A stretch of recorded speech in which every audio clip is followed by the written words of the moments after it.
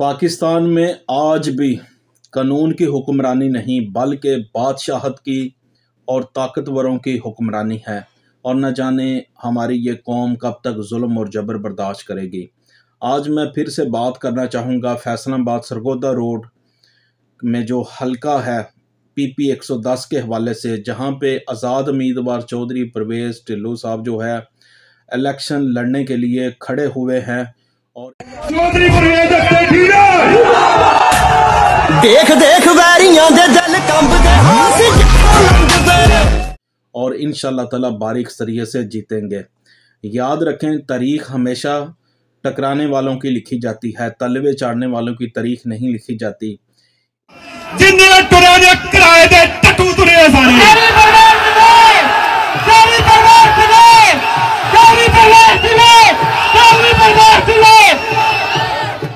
एक तरफ ये शख्स तन तनहा आज़ाद उम्मीदवार और दूसरी तरफ ज़्यादातर वो जमातें के नुमाइंदगान जो पार्टी इलेक्शन लड़ रहे हैं, पार्टी के टिकट पे इलेक्शन लड़ रहे हैं। और एक तरफ बादशाहत निज़ाम, एक तरफ ताकतवर सिस्टम, एक तरफ राजा महाराजा सिस्टम, एक तरफ डर खौफ की एक लहर बिछाने वाले लोग, और एक तरफ एक आज़ाद ना डर उम्मीदवार जिसने ये इरादा कर लिया कि मैं डंके की चोट पे ये इलेक्शन लड़ूंगा। और दूसरी तरफ राजे महाराजे जो है मुख्तलिफ जो है प्रोपोगंडे कर रहे हैं और इस बंदे को किसी ना किसी तरीके से बैठाने की कोशिश कर रहे हैं। याद रखें, अगर इस हलके से अवाम ने हकीकी मायनों में अपने वोट का हक अदा कर दिया और चौधरी परवेज़ ढिल्लों को बारीक सरिये से जिता दिया, और आपके हलके से जब चौधरी परवेज़ ढिल्लों सूबाई असम्बली में जाएंगे तो इस पूरे हलके के लिए फ़ख्र की बात होगी कि आपके घर का MPA जो है मुंतखब हुआ है। याद रखें, आप बहुत ज़्यादा, मैंने इस रियलिटी में मैंने सोशल मीडिया पे कुछ अपने सोर्सेज से भी मैंने इस हलके के हवाले से इंफॉर्मेशन इकट्ठी की है। मैंने ये चीज़ों का निचोड़ निकाला है कि वहाँ पे मौजूदा जो ग्राउंड की रियलिटी है, लोग जो हैं सहमे हैं, डरे हुए हैं और खुल के शायद बात नहीं करते, और शायद इस वजह से भी खुल्लम खुल्ला सपोर्ट नहीं करते, खुल के बात नहीं करते कि इस वजह से कि यार फ़लाने से हमारा या फ़लानी पार्टी से या फ़लाने लीडर से या फ़लानी MNA MP से हमारे ताल्लुकात ख़राब ना हो जाए। याद रखो, जब मैदान लगते हैं तो फिर आपको कोई ना कोई बंदा चूज़ ज़रूर करना होता है।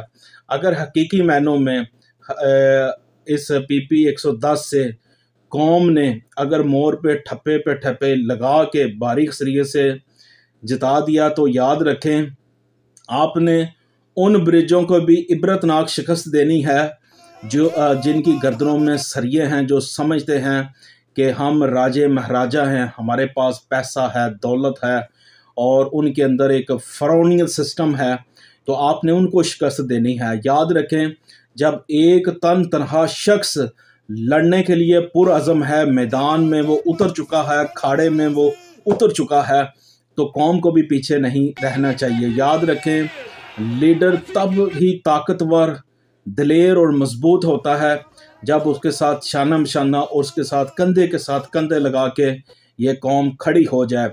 अगर हकीकी मायनों में चौधरी परवेज़ ढिल्लों PP 110 से इलेक्शन जीत जाता है तो याद रखें, ये जीत उसकी नहीं आपकी जीत है, क्योंकि ये आपके हलके का नुमाइंदा आपके हलके से ही खड़ा हुआ, और समझ लें फिर आपके लोगों की ही इसमें शनाख्त होगी, पहचान होगी, और आप फ़ख्र से कहेंगे कि हमारे ही हलके से मुंतखब होने वाला चौधरी परवेज़ ढिल्लों जो है बारीक सरिये से जीता और सूबाई असम्बली में वो सर उठा के जाएगा। और आपके हलके के जो जायज़ मुतालबात जितने भी होंगे, सीवरेज के हवाले से, सड़कों के हवाले से और तरक्याती काम के हवाले से, बिजली गैस पानी के हवाले से, यकीन करें चौधरी परवेज़ ढिल्लों को मैं बहुत करीब से जानता हूं। और आज से तकरीबन 10-15 साल पहले जब मैं इनके साथ वर्क करता था तो यकीन करें ये झटके बंदे हैं, दिलेर बंदे हैं, और ये फिर ये नहीं देखते। अगर ये फ़ैसला कर लें कि हाँ भाई यहाँ पे मज़लूम गरीब के साथ ज़्यादती हो रही है, तो फिर ये आगे नहीं देखते कि आगे कौन बंदा है। वो न जाने जितना बड़ा महाराजा राजा क्यों ना ताकतवर हो, तो ये मज़लूम और गरीब के साथ खड़े हो जाते हैं। और मैं समझता हूँ हल्के में हमें ऐसे ही दिलेर जुर्रतमंद लीडर की नुमाइंदे की ज़रूरत है। अगर आपने हकीकी मायनों में चौधरी परवेज़ टिल्लू को बारीक सरीर से जिता दिया, तो यकीन करें आपने भी इस हल्के से फिर बड़े बड़े बुर्जों को इबरतनाक शिकस्त देनी है। जब चौधरी परवेज़ टिल्लू खुद खाड़े में उतर गया है, मैदान में उतर गया है, ललकारते हुए जब वो खुद लड़ रहा है, तो कौम को भी पीछे नहीं होना चाहिए। याद रखें, कोई भी ऐसा बुज़दिल लीडर नहीं होता कि अवाम उसकी कौम मुसीबत में हो और वो पीठ कर ले। अगर चौधरी परवेज़ टिल्लू के साथ आप मुखलस होंगे, साथ देंगे, तो चौधरी परवेज़ टिल्लू 2 कदम आपसे आगे होके आपके शाना बशाना खड़ा होगा, आपका साया बनेगा और 24 घंटे फिर आपको जो भी मुश्किलात होंगी आप बेफिक्र होके जाएं। और मैंने तो खुद रियलिटी में देखा है, चौधरी परवेज़ टिल्लू हकीकत में जुर्रतमंद और दिलेर बंदा है।